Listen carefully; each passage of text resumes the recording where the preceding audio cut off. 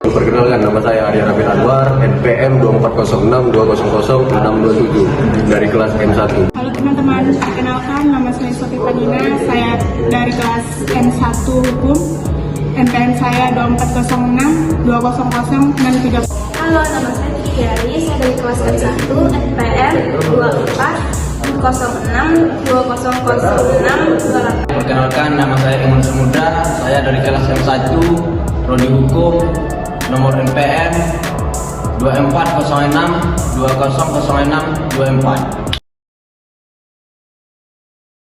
Terletak di tengah gurun di California dan tidak memiliki hukum, listrik, air yang mengalir, atau bahkan nama jalan. Meskipun berada di salah satu negara bagian terkaya di Amerika, Slab City identik dengan kemiskinan dan kesusahan. Pemerintah telah meninggalkan dan menutup area ini yang dulu digunakan sebagai pangkalan militer saat Perang Dunia II dan hanya meninggalkan rongsokan dan lempengan beton. Area ini kemudian menjadi Slab City dan menarik perhatian para tunawisma dan petualang dari berbagai penjuru negeri. Kekacauan dan masalah selalu ada di tempat ini, di mana tidak ada tanda-tanda kehadiran negara. Jumlah populasi area ini sangat dipengaruhi oleh musim. Di musim dingin, populasi kota ini mencapai puncaknya di angka 2.000 jiwa berkat kedatangan pelancong dari daerah dingin. Selama musim panas yang terik, suhu dapat mencapai 50 derajat Celcius sehingga membuatnya tak tertahankan. Akibatnya, populasi turun menjadi 150 orang. When I came out here in the 90s, it was like the old-time hippies, you know, the peace, love, the flower children, you know.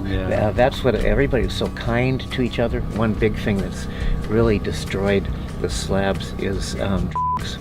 And they call them tweakers because they do enough of it and they start going like this, you know. And another thing that they do is they become schizophrenic. You see people walking around here talking to themselves, and they don't seem to get along with their imaginary friend because they're yelling at them and screaming at them. Been in Los Angeles? Yeah. You've seen all the people living on the street? Yeah. And so I'm thinking, well, why are those people living in Los Angeles like that when they could, you know, live out here in Los Angeles? If you're living on the street, tourists are walking by, they're looking down at those people. Yeah. Pernahkah Anda merasa seperti itu, Nawisma? That's a curious question, though. But I wonder, do you feel yourself as being homeless? Oh, no. I don't either. We're brought up to be very materialistic in this country. You know, we always want a bigger car, or a better car, or a bigger, or better house. And I just come to the point where that stuff doesn't matter because you don't own anything. You only rent it until you're dead. Apa yang tidak Anda sukai dari Slab City? People that go around during the daytime, I call it shopping. They're looking to see what they can come get during the night. My mantra is I keep to myself and I mind my own business. If you're an older person, what you are is an easy victim. Apakah Anda membawa senjata? Yeah.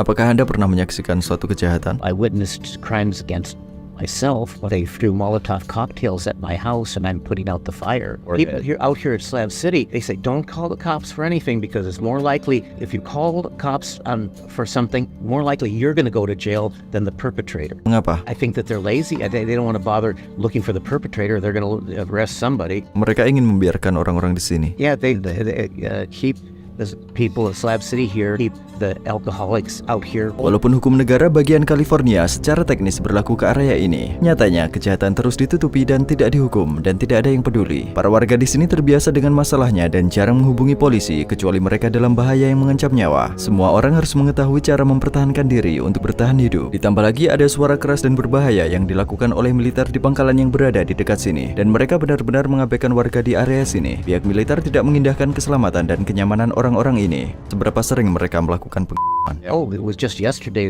the dogs got scared, so you'll hear it today, I'm sure. Sometimes it is so bad, you know, everything just shakes it. Orang-orang tidak mengharapkan apapun dari negara dan mereka puas dengan keadaan tempat tinggal mereka. Mereka tidak menginginkan air dan listrik untuk menjaga status quo. They bring electricity out here and then a flood of people come out here because it's easy to live out here.